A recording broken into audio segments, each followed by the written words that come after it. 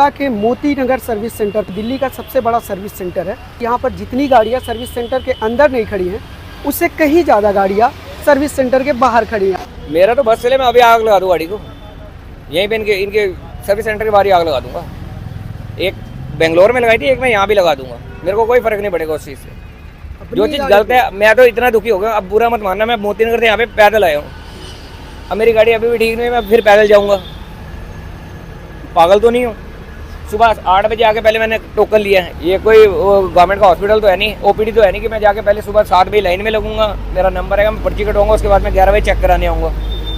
यहाँ पे ओपीडी वाला सिस्टम है। इससे मेरे को ये गाड़ी ली हुई 1.5 साल से ऊपर हो गया, ना तो इसकी मेरे को आज तक सब्सिडी मिली, और लेते वक्त इन्होंने मेरे को ये भी नहीं बताया कि भाई कि इसकी सब्सिडी ओला कंपनी देगी या स्टेट गवर्नमेंट देगी या सेंट्रल गवर्नमेंट देगी। उस टाइम तो इन्होंने बोला कि आपको 20,000 रुपये सब्सिडी मिलेगी। उसके बाद इनका एक और मैटर आया कि इन्होंने कहा कि चार्जर के पैसे आपको रिफंड होंगे। मेरी बिलिंग में चार्जर के पैसे ही नहीं लगे हुए। अब मैं जब भी जाता हूँ कहते हैं बिलिंग में चार्जर के पैसे ना, मेरा फॉल्ट तो है नहीं है, ये फॉल्ट तो कंपनी का है या उनके एडमिनिस्ट्रेशन का है जो भी पेपर वर्क कर रहा है। अब मैं तो दोनों तरफ मर गया, 20,000 रुपये वो गए, 15,000 रुपये चार्जर के, 35,000 वो। उसके बाद सर्विस के लिए आओ तो 4-4 दिन 5-5 दिन के लिए लगो। यहाँ पे आपकी गाड़ी यहाँ से पटेल नगर बंद हो जाती है। अगर आपने ओला केयर नहीं लिया हुआ, यानी कि 3,000 रुपये एक्स्ट्रा नहीं खर्चे हुए, तो आपको गाड़ी घसीट के लानी पड़ेगी या रेडी पे लानी पड़ेगी। क्यों? इनके जो भी सर्विस सेंटर है कम से कम 3-3, 4-4 किलोमीटर दूर है। अभी एक सर्विस सेंटर ये है नजफगढ़ रोड पे, दूसरा है पीरागढ़ी। वहाँ पर जाओ, वहाँ पे भी 200-250 गाड़ी खड़ी हैं। वो कहते हैं हमारे पास वो मैकेनिक ही नहीं है, आप गाड़ी छोड़ जाओ, हम देखेंगे। अगर इंश्योरेंस क्लेम है तो अब 5 दिन बाद आना, 10 दिन बाद आना। ये सारी इंश्योरेंस क्लेम की गाड़ियाँ खड़ी हैं इनकी 3-3 महीने से। ये जो है ना, ये 2-3 दिन पहले मैसेज आया था, ये अपने आप ही OTP आया वहाँ से 2-3 बार, और खुद ही टिकट जनरेट करके और खुद ही इन्होंने मतलब कह दिया कि आपकी सर्विस पूरी हो गई है। अभी सर्विस पूरी? हाँ। तो सर्विस पूरी हुई आपकी?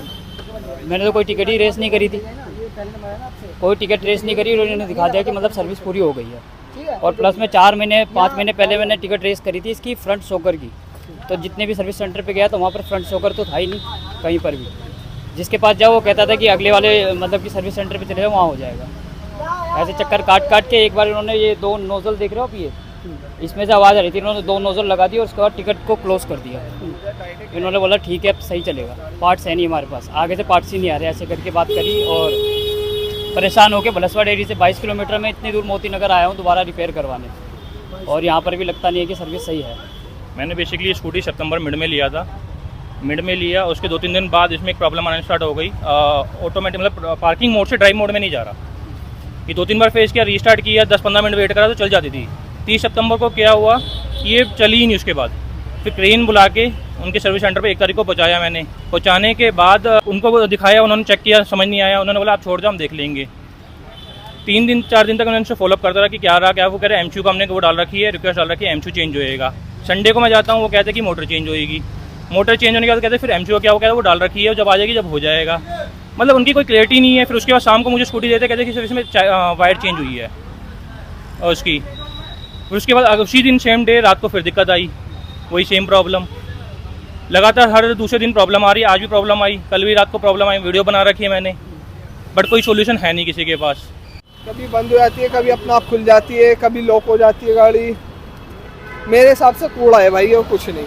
मेरे पास कोई सी भी गाड़ी नहीं थी, यही गाड़ी मैंने सोच समझ के 5-7 साल सोचा, मैंने कहा कोई सी अच्छी गाड़ी आएगी तो मैं लूँगा गाड़ी।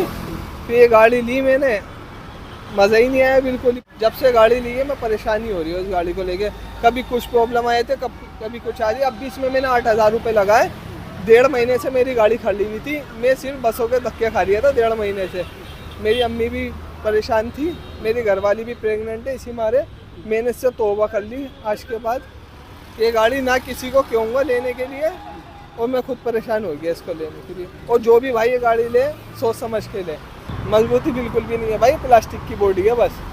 हाँ, यहाँ पे देखो हज़ारों गाड़ी खड़ी हुई है जो क्लेम में आई हुई है, इंश्योरेंस में आई हुई है, और सब टूटी फूटी पड़ी है। आप दिखाइए ना इनको, देखिए सब टूटी पड़ी है। इससे जितनी ये है उससे ज़्यादा अंदर गाड़ियाँ खड़ी हुई है, टूट जाती है भाई, प्लास्टिक की बॉडी और कुछ नहीं है बस इसमें। ओला तो स्कूटी बेसिकली मैंने इसलिए ली थी क्योंकि मेरा ऑफिस का वर्क था, डेली का अप डाउन है, लगभग 100 किलोमीटर चल जाती है, तो इसके लिए लिया था कि ताकि थोड़ा पेट्रोल का बचत हो। लेकिन क्या है कि कुछ समय के बाद प्रॉब्लम फेस करनी पड़ रही है। स्कूटी में इशू हर किसी के में आ रहा है, हर कोई, खासकर जो अभी अपडेट आया है उस अपडेट आने के बाद तो बहुत इश्यूज़ आए हैं। मेरे को प्रॉब्लम ये फेस करनी पड़ रही है कि एक तो प्रॉपर रेंज नहीं दे पा रही है, जो ये जिस हिसाब से अपने ये बता रहे हैं 100 किलोमीटर भी नहीं दे पा रही है प्रॉपर। और दूसरी बात ये है कि इनका ब्रेकिंग सिस्टम थोड़ा अच्छा नहीं लगा मुझे। कई बार ऐसा होता है कि स्कूटी बीच में रुक जाती है, कई बार ऑटोमेटिक उसमें पार्किंग मोड में चली जाती है। पार्किंग मोड से अगर स्टैंड हटा रहे हैं तो पार्किंग का जो सिंबल होता है वो सिंबल भी दिखा रहा है। जैसे अगर हम ज़्यादा इसको 80 से ऊपर चलाते हैं, 80 से ऊपर चलाते हैं तो ये ज़्यादा हीट करती है, उसकी वजह से प्रॉब्लम आती है रेंज में। प्रॉब्लम सॉफ्टवेयर इशू प्रॉब्लम होती है, गाड़ी रिलेटेड सॉफ्टवेयर अपडेट की इशू होते हैं, फॉल्ट आ जाता है कभी कभी, उन सब चीज़ों के बारे में। 2 साल में आप कितनी बार इसकी प्रॉब्लम आई है? कम से कम 10 बार। 2 साल में? हाँ। और जब प्रॉब्लम आ जाती है तो आप हाँ प्रॉब्लम आती है कैसे लाते हो फिर। यहाँ पे? अब 2 बार तो मैंने टेम्पो में करके ले गया था करोल बाग, फिर वो सब चीज़ की काफ़ी दिक्कत होती है। ऐसा नहीं है कि रास्ते में आपकी गाड़ी ख़राब हो जाए तो वहीं आपको कोई ना कोई आपको टेक्नीशियन ना आए उसको सही करे, ऐसा कुछ नहीं है। आपको उठा के लाना पड़ता है? ला के लाना पड़ता है अपने पैसे से? अपने पैसों से। 12 सितंबर 2024 को कर्नाटक के मोहम्मद नदीम ने पेट्रोल छिड़ककर एक ओला शोरूम को आग लगा दिया। कर्नाटक पुलिस के मुताबिक स्कूटर लेने के 20 दिन के भीतर ही नदीम लगातार प्रॉब्लम फेस कर रहे थे और सर्विस सेंटर वाले उनका स्कूटर रिपेयर नहीं कर रहे थे, जिससे वह फ्रस्ट्रेट हो गए थे। वहीं अगस्त महीने में छत्तीसगढ़ के एक ओला यूजर कुछ इस कदर परेशान हुए कि उन्होंने अपनी ओला स्कूटर को ठेले पर लादकर शहर में जुलूस निकाल दिया और ओला शोरूम के सामने लाउडस्पीकर लगाकर गाना गाते हुए अपना गुस्सा जाहिर किया।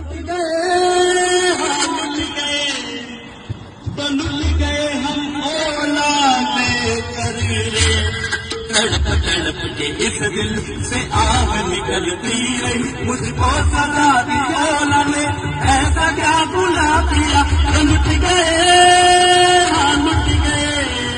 ओला के उपभोक्ताओं की शिकायतों की संख्या 80,000 प्रतिमाह है, जो कि बहुत ज्यादा है।